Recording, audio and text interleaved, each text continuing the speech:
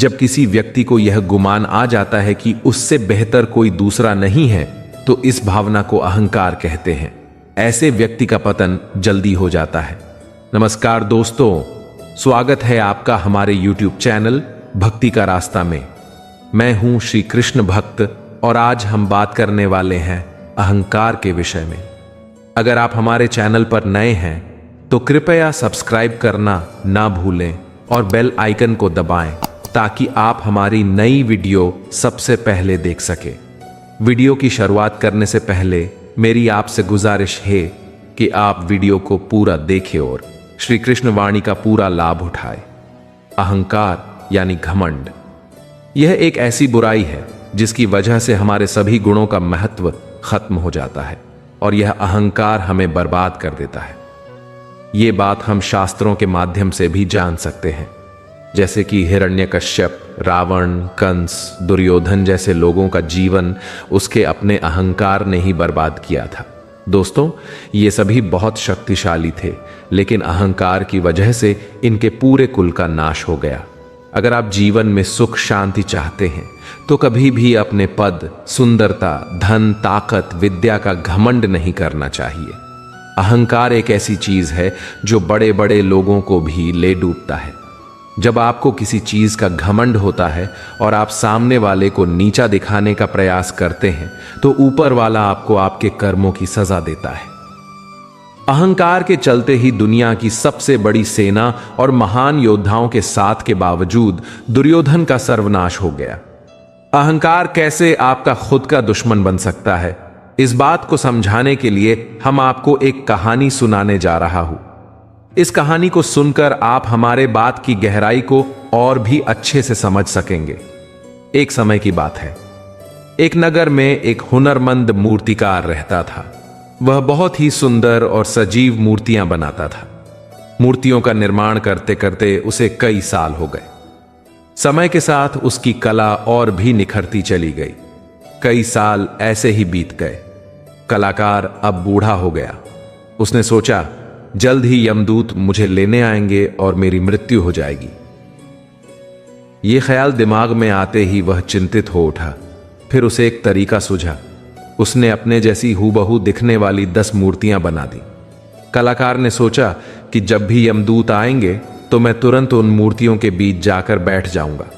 फिर वह मुझे पहचान नहीं सकेंगे और मेरी जान बच जाएगी।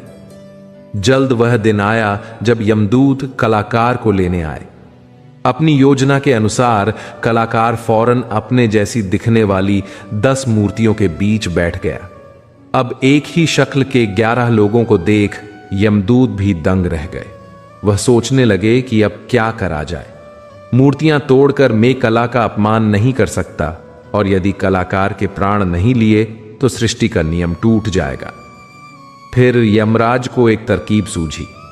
यमराज ने जोर से कहा, काश इन मूर्तियों को बनाने वाला मिलता तो मैं उसे बताता कि मूर्तियां तो उसने बहुत सुंदर बनाई हैं, लेकिन इनको बनाने में एक कमी रह गई। यह सुन कलाकार का अहंकार जाग उठा। उसने सोचा, मेरी कला में ऐसी कौन सी कमी रह गई। ऐसे में वह तुरंत बोल पड़ा, मेरी मूर्ति में ऐसी कैसी कमी रह गई है। बस फिर क्या था, यमदूत ने कलाकार को झट से पकड़ लिया और बोले, बस यही गलती कर गए तुम अहंकार में। क्या तुम्हें नहीं पता कि बेजान मूर्तियां बोला नहीं करती। बाद में यमराज ने मूर्तिकार के प्राण निकाल लिए। इसी तरह दोस्तों, तुलसीदास ने रामचरितमानस में लिखा है, जब किसी के जीवन में कष्ट आने वाला होता है उसकी बुद्धि और विवेक चला जाता है। अहंकार सिर चढ़कर बोलने लगता है। अहंकारी को सिर्फ अपनी प्रशंसा सुनना ही सुहाता है। अपनी निंदा या आलोचना पर उसे क्रोध आता है। क्रोध से वो अपनों को भी पराया कर देता है। तब सच बात उस तक नहीं पहुंच पाती और यही उसके नाश का कारण बनता है। मनुष्य का सबसे बड़ा दुश्मन उसका अहंकार है। आश्चर्य की बात है कि यह जानते हुए भी वह अहंकार को नहीं छोड़ पाता। किसी को अपनी सुंदर देह का अहंकार है, किसी को धन का, किसी को ज्ञान का, किसी को पद का, तो किसी को ऊंची जाति का। किसी किसी को स्वाभिमान और आत्मसम्मान के नाम पर भी अहंकार हो जाता है। मनुष्य इन तरह तरह के अहंकारों से स्वयं चिपका रहता है, लेकिन आरोप लगाता है कि अहंकार ने उसे जकड़ा हुआ है। वह कभी अपने भीतर झांक कर देखने की कोशिश नहीं करता कि उसने ही अहंकार से मोह रखा हुआ है। मनुष्य का यह भ्रम पालना ही अहंकार है कि यह मेरा है, यह घर या कार्यालय मेरा है और यह मेरी बदौलत चल रहा है। मनुष्य इसी मैं और मेरा के विकार से ग्रस्त रहता है। जब तक मनुष्य में मैं और मेरा की अकड़ रहती है, तब तक वह दुखी रहता है। ज्यों ही वह इन विकारों को पहचानता और इनका त्याग करता है, वह भव सागर तर जाता है। स्वामी विवेकानंद कहते हैं कि जिस त्याग से अभिमान उत्पन्न होता है वह त्याग नहीं, त्याग से शांति मिलनी चाहिए। अभिमान का त्याग ही सच्चा त्याग है। मनुष्य अहंकार न करे तो वह कभी गलत रास्ते पर नहीं जा सकता, लेकिन उसमें अहंकार आते ही उसका पतन शुरू हो जाता है, यानी उसी का अहंकार उसे खा जाता है। एक कहावत है कि हमेशा मूंछों को ताव देने से ही काम नहीं बनते, बल्कि कभी कभी मूंछें नीची करके भी अपना काम बना लेना चाहिए। जो लोग अपने अहंकार का त्याग करते हैं वही आगे चलकर महान व्यक्ति बन पाते हैं। समझदार लोग कभी झूठी अकड़ या शान दिखाकर अपना काम नहीं बिगाड़ते हैं। महात्मा गांधी, लाल बहादुर शास्त्री, स्वामी विवेकानंद जैसे कई महापुरुषों के उदाहरण हैं, जिसके आधार पर कहा जा सकता है कि सादगी और आदर्श का जीवन ही व्यक्ति को महान बनाता है। इस संबंध में महात्मा गांधी के विचार हैं, जो हम करते हैं वह दूसरे भी कर सकते हैं, ऐसा माने। बहुत से लोग ऐसे होते हैं जो स्वयं अज्ञानी होते हुए भी अपने को सर्वज्ञ समझने का अहंकार पाले रहते हैं। यह सोचना कि मेरे ऊपर ही सब निर्भर है, यह अत्यंत दुर्बलता का चिन्ह है। यह अहंकार की समस्त आसक्ति की जड़ है और इस आसक्ति से ही समस्त दुखों की उत्पत्ति होती है। हमें अपने मन को यह भली भांति समझा देना चाहिए कि इस संसार में हम पर कोई निर्भर नहीं है। हर व्यक्ति की अपनी निर्भरता उस पर स्वयं है और वह अपने साथ होने वाले किसी भी कारण के लिए स्वयं दोषी है। इसीलिए अज्ञानता रूपी अंधकार से बचो और ज्ञान की शालीनता को अपनाओ। हम जो अशुभ तथा क्लेश देखते हैं उन सब का केवल एक ही मूल कारण है, अज्ञानता। मनुष्य को ज्ञान दो, उसे पवित्र एवं आध्यात्मिक बल संपन्न करो और शिक्षित बनाओ, तभी संसार से दुहक का अंत हो पाएगा। यदि मनुष्य के भीतर से अज्ञानता नहीं गई तो समझो यह अशुभ और क्लेश कभी नहीं दूर होने वाले। एक बार की बात है, भगवान बुद्ध अपने शिष्यों के साथ एक गांव में भ्रमण कर रहे थे। उस गांव के लोग बुद्ध के ज्ञान और प्रवचनों के बारे में सुन चुके थे और वे उत्सुकता से उनकी प्रतीक्षा कर रहे थे। गांव का राजा, जो अपने धन, शक्ति और प्रतिष्ठा के कारण बहुत अहंकारी बन गया था, उसने बुद्ध के आने की सूचना पाई और उसने उन्हें अपने घर पर आमंत्रित करने का निर्णय लिया। राजा ने अपने अनुचरों से कहा, बुद्ध महान हो सकते हैं, लेकिन मुझे देखने दो कि क्या उनके पास मुझे सिखाने के लिए कुछ नया है। उसने अपने घर को सजवाया, स्वादिष्ट भोजन का प्रबंध किया और बुद्ध का स्वागत करने के लिए तैयार हो गया। जब बुद्ध गांव पहुंचे तब राजा ने उनका भव्य स्वागत किया और उन्हें अपने घर में आमंत्रित किया। बुद्ध अपने शिष्यों के साथ राजा के घर गए। राजा ने उन्हें आदर पूर्वक आसन ग्रहण कराया और स्वयं भी बैठ गए। राजा ने बुद्ध से कहा, भगवान, मैंने आपके ज्ञान और प्रवचनों के बारे में बहुत सुना है, लेकिन मैं यह जानना चाहता हूं कि आपके पास मुझे सिखाने के लिए क्या है। मेरे पास धन है, शक्ति है, प्रतिष्ठा है और मेरे पास सभी भौतिक सुख सुविधाएं हैं। मुझे और क्या चाहिए? बुद्ध ने राजा की बातों को ध्यान से सुना और फिर शांति से मुस्कुराए। उन्होंने राजा से एक पात्र यानी कि एक बर्तन मांगा। राजा ने तुरंत एक सुंदर स्वर्णिम पात्र लाकर बुद्ध को दिया। बुद्ध ने उस पात्र को राजा के सामने रख दिया और कहा, महाराज, क्या आप कृपया इस पात्र में पानी डाल सकते हैं? राजा ने सहमति में सिर हिलाया और पात्र में पानी डालना शुरू कर दिया। बुद्ध ने उन्हें पानी डालते रहने के लिए कहा जब तक कि पानी पात्र से बाहर ना निकलने लगे। राजा ने ऐसा ही किया और जल्द ही पानी पात्र से बहने लगा। राजा ने यह देखकर आश्चर्य से बुद्ध से पूछा, भगवान, अब ज्यादा पानी डालने का क्या लाभ? पात्र तो पहले से ही भर चुका है और अब पानी बाहर बह रहा है।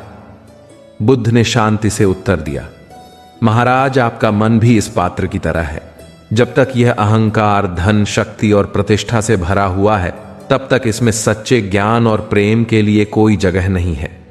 यदि आप वास्तव में सच्चा ज्ञान प्राप्त करना चाहते हैं तो सबसे पहले आपको अपने मन को इन सारी चीजों से खाली करना होगा। राजा यह सुनकर चौंक गया। उसने कभी नहीं सोचा था कि उसका अहंकार उसके सच्चे ज्ञान और शांति की प्राप्ति में बाधक हो सकता है। बुद्ध की बातों ने उसे गहराई से प्रभावित किया। उसने बुद्ध से माफी मांगी और कहा, भगवान, मैं समझ गया हूं, मेरे अहंकार ने मुझे अंधा कर दिया था। अब मैं आपका अनुयायी बनकर सच्चा ज्ञान प्राप्त करना चाहता हूं। बुद्ध ने प्रसन्नता से राजा की बात सुनी और उसे अपने शिष्यों में सम्मिलित कर लिया। राजा ने अपने अहंकार को त्याग दिया और बुद्ध के उपदेशों का पालन करना शुरू कर दिया। धीरे धीरे उसकी आंतरिक शांति और संतोष बढ़ता गया और उसने सच्चे ज्ञान की प्राप्ति की दिशा में कदम बढ़ाए। इस कथा से हमें यह शिक्षा मिलती है कि अहंकार, धन, शक्ति और प्रतिष्ठा हमें सच्चे ज्ञान और शांति से दूर रखते हैं। यदि हम अपने मन को इन सब चीजों से खाली कर सकें तो ही हम सच्चे ज्ञान और प्रेम की प्राप्ति कर सकते हैं।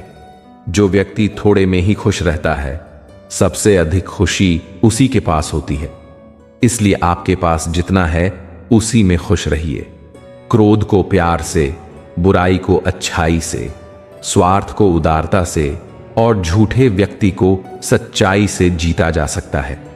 आपको जन्म दूसरे ने दिया, नाम दूसरे से मिला, शिक्षा दूसरे ने दी, रिश्ता भी किसी दूसरे से जुड़ा, काम करना किसी दूसरे ने सिखाया, अंत समय में भी दूसरे ही अपने कंधे पर ले जाएंगे। फिर इस संसार में तुम्हारा अपना क्या है जिस पर तुम घमंड करते फिरते हो?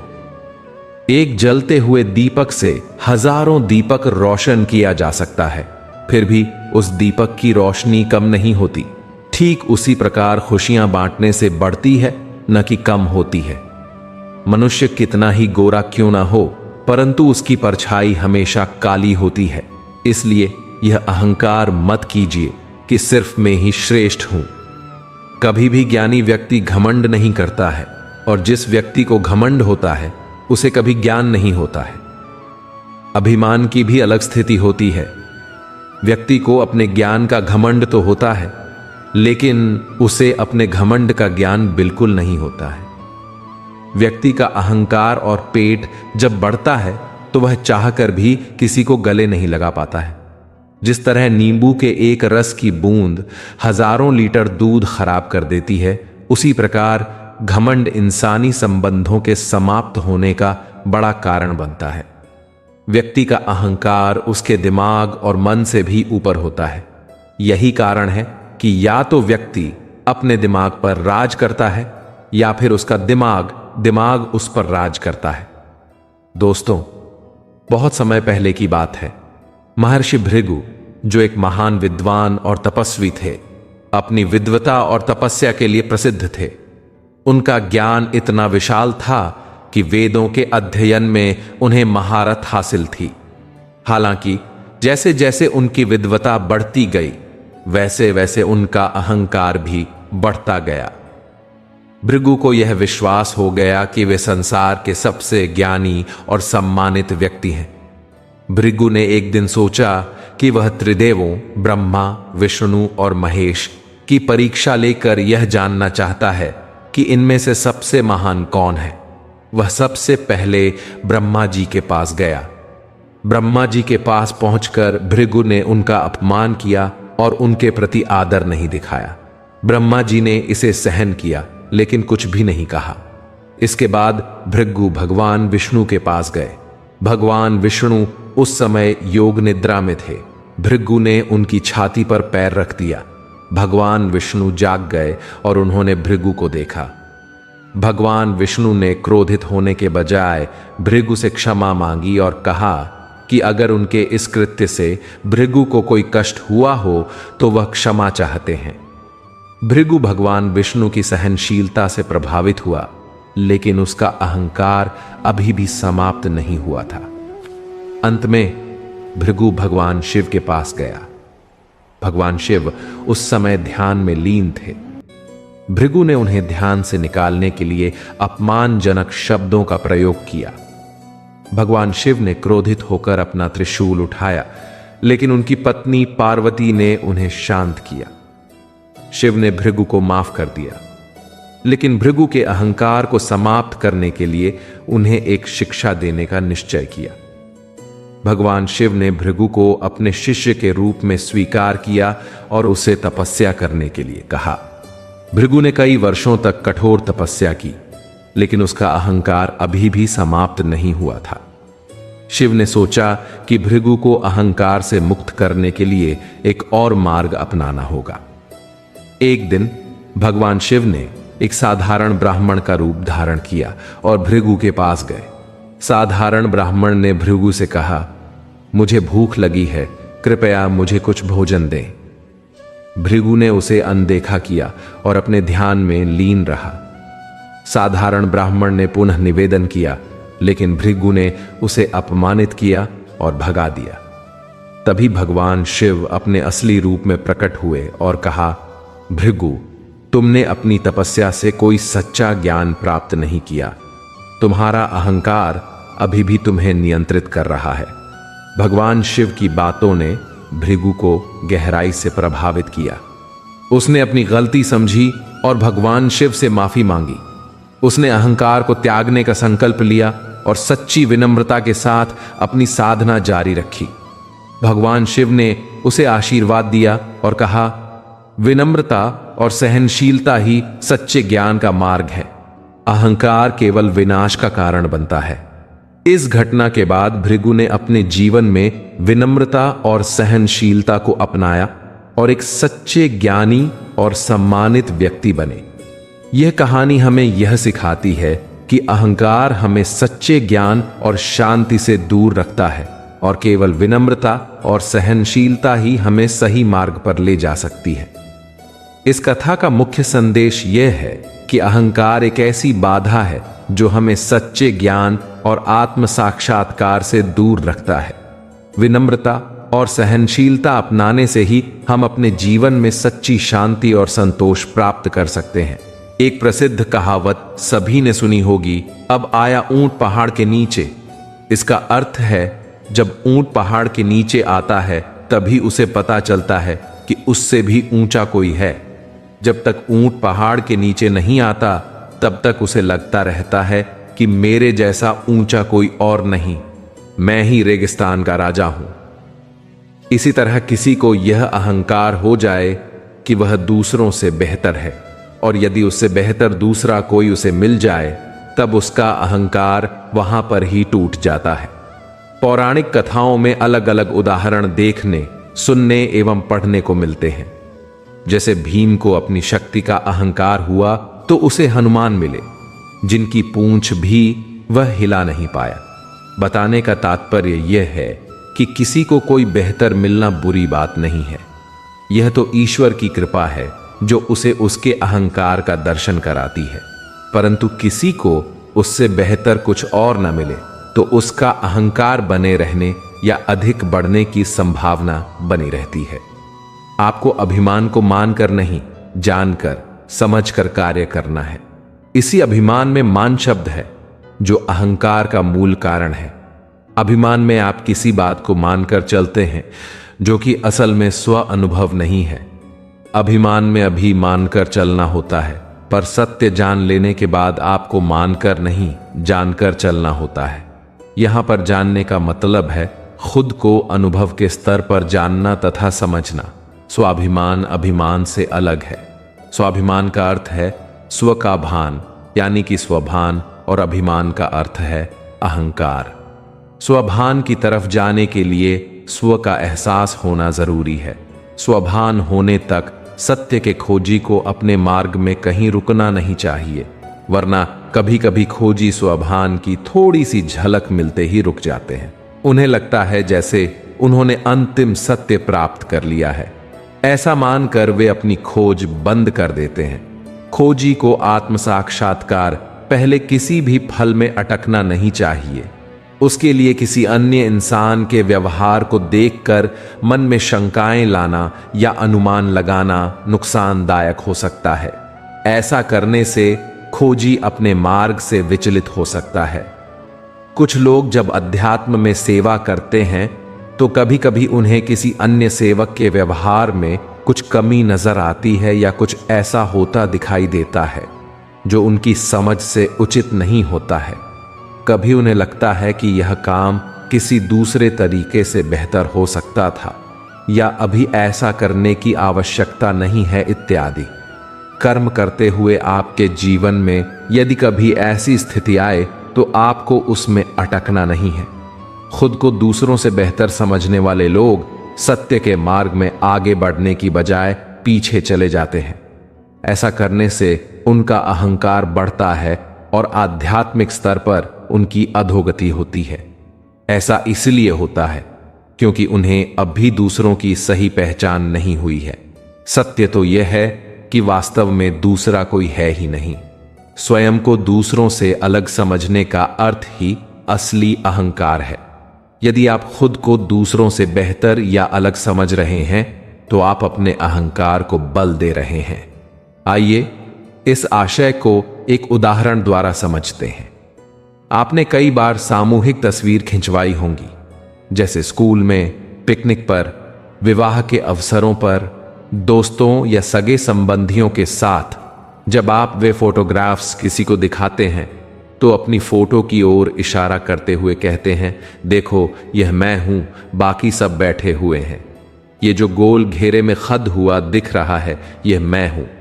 वास्तव में यह मैं जो खुद को दूसरों से अलग करता है, यही असली अहंकार है। असली अहंकार और नकली अहंकार में अंतर है। बल, बुद्धि, सौंदर्य, श्रेष्ठता या अन्य किसी गुण को लेकर उपजा अहंकार नकली अहंकार होता है, जिसके टूटने के बाद भी इंसान स्वयं को शरीर मानकर ही जीता है। अर्थात मैं को दूसरों से अलग करके देखना ही असली अहंकार है। जिन्हें असली अहंकार की पहचान होनी शुरू हो जाती है उनमें परिवर्तन आने लगते हैं। उन्हें कभी भी समझ की सच्चाई का झटका लग सकता है, यानी उनके सोचने की दिशा पूरी तरह से बदल सकती है। अगर आप सिकंदर, सम्राट अशोक, वाल्मीकि या ऐसे किसी अन्य महान व्यक्तित्व की कहानी पढ़े या सुने जिनके जीवन की दिशा पूरी तरह से बदल गई, तो आप पाएंगे कि उन सभी को कभी ना कभी कोई संकेत मिला था। अलग अलग समय में वे ऐसे किसी महान विभूति के संपर्क में आए थे जहां पर उन्हें नए तरीके से सोचने के लिए मजबूर होना पड़ा। उस समय उन्हें स्वयं के असली अहंकार का दर्शन हुआ। उन्होंने जाना कि स्वयं को दूसरों से अलग मानने वाला विचार ही दुख का कारण है। कैसे? आइए इसे सम्राट अशोक के जीवन की एक घटना द्वारा समझते हैं। सम्राट अशोक ने बौद्ध धर्म अपनाया था। कभी कभी वे बौद्ध भिक्षुकों के पैर छूते थे, लेकिन सार्वजनिक रूप से ऐसा करने में उन्हें संकोच महसूस होता था। सम्राट भिक्षुओं को अलग ले जाकर उनके पैर छूते थे ताकि ऐसा करते हुए उन्हें कोई देख ना पाए। उन्हें भिक्षुकों के प्रति आदर था। सम्राट और शक्तिशाली होने के नाते अहंकारवश वे सबके सामने उनके पैर छूना नहीं चाहते थे। एक बार सम्राट अशोक के पास एक युवा सन्यासी आया। वे पैर छूने के लिए सन्यासी को हमेशा की तरह एकांत में ले गए। तत्पश्चात उन्होंने सन्यासी से कहा, तुम किसी को बताना नहीं कि सम्राट अशोक ने मेरे पैर छुए। अहंकार ऐसा ही होता है, उसे दूसरे के सामने झुकने में दिक्कत होती है। सन्यासी ने सम्राट की बात मानते हुए कहा, ठीक है, फिर उसने स्वयं को प्राप्त सिद्धियों में से एक सिद्धि सम्राट को दिखाई, जिसे देखकर सम्राट अशोक अचंभित हो गए कि इंसान अपने मन में जाने अनजाने में कई अवरोध बनाकर रखता है, जैसे रिश्तों में, स्वास्थ्य में, पैसे के मामले में, अतीत या भविष्य को लेकर इत्यादि। जब तक वह अवरोध दूर नहीं होता तब तक इंसान अपनी पुरानी वृत्तियों के अनुसार ही व्यवहार करता है। फिर उसे कुदरत द्वारा कोई झटका लगता है, जिस कारण उसके सोचने की दिशा बदल जाती है। हर एक के मन में उत्पन्न हुए अवरोध निकलने चाहिए। जब सत्य के खोजी कपट मुक्तता के साथ अपने विचार बयान करते हैं, तब उससे भी उनके कई अवरोध निकल जाते हैं। सत्य श्रवण और पठन द्वारा भी कई लोगों का अचानक कोई अवरोध निकल जाता है और उनकी समस्या सुलझ जाती है। जैसे किसी का क्रोध तुरंत कम हो जाता है, लोगों के प्रति नफरत खत्म होती है, लापरवाही दूर होती है। इसी प्रकार सम्राट अशोक को भी युवा सन्यासी की बातों से सच्चाई का साक्षात्कार हुआ, एक झटका लगा और उनका किसी के सम्मान में लोगों के सामने झुकने से संबंधित अवरोध समाप्त हो गया। एक दिन एक 12 सिंगा तालाब के किनारे पानी पी रहा था। पानी पीते हुए उसे पानी में अपने सींगों का प्रतिबिंब दिखाई दिया। वे बड़े ही सजीले लग रहे थे। भाव विभोर होकर वह पानी में अपने सींगों की छवि निहारता रहा और बोला, मेरे सींग कितने सुंदर और मजबूत हैं। तालाब से लौटते हुए उसका ध्यान अपने पैरों की ओर गया। वह सोचने लगा, सींगों के मुकाबले मेरे पैर तो बड़े बदसूरत हैं, काश ये भी सुंदर होते। इस सोच के साथ उसके मन में ईश्वर के प्रति आक्रोश भर उठा कि उसने उसे सुंदर पैर क्यों नहीं दिए। संयोग से तभी कुछ शिकारी कुत्ते वहां आ पहुंचे। 12 सिंगा खतरा भांपते ही वहां से भाग खड़ा हुआ। जिन पैरों को वह दोष दे रहा था, वही पैर उसके काम आए और उन्हीं की बदौलत वह शिकारी कुत्तों से तेज दौड़कर बचने में कामयाब हो सका। जब वह राहत महसूस करने लगा, तभी उसके सींग एक झाड़ी में बुरी तरह फंस गए। उसने उन्हें निकालने और खुद को मुक्त करने की लाख कोशिश की, लेकिन वह कामयाब न हो सका। तब तक शिकारी कुत्ते पीछा करते हुए उसके करीब आ पहुंचे और उन्होंने 12 सिंगे की जान ले ली। यहां ध्यान देने वाली बात यह है कि जिन सिंहों पर 12 सिंगा को अभिमान था, वे ही उसकी मौत का कारण बना। कहानी का तात्पर्य है कि इंसान को अभिमान में फंसना नहीं चाहिए, क्योंकि अभिमान ही उसके पतन का कारण बनता है। 12 सिंगा भी अपने सींगों पर घमंड करता था, लेकिन उन्हीं के कारण उसकी जान गई। दूसरी ओर जिन पैरों से वह नफरत करता था, उन्होंने उसकी जान बचाने की भरसक कोशिश की। कहानी से हमें यह समझना जरूरी है कि हर चीज, छोटी हो या बड़ी, अपनी जगह महत्वपूर्ण है। आप जिन चीजों, घटनाओं या लोगों से चिढ़ते हैं, वे आपके बड़े काम आ सकते हैं। जिन बातों का आप अहंकार करते हैं, वे आपके पतन का कारण बन सकती हैं। मानव मन में बसने वाले अनेक भावों में अहंकार को भी गिनाया जा सकता है, जिसे हम घमंड, गर्व या अभिमान के नाम से भी पहचानते हैं। अगर इस भाव का अतिरेक हो जाए तो वह जीवन को एक ऐसे मोड़ पर लाकर खड़ा कर देता है जहां मुक्ति के सारे रास्ते बंद हो जाते हैं। इसी की सूचक थी 12 सिंगा की यह कहानी। दोस्तों, मैं उम्मीद करता हूं आपको यह वीडियो पसंद आया होगा। अब मुझे जाने की इजाजत दे। जय श्री कृष्ण। राधे राधे।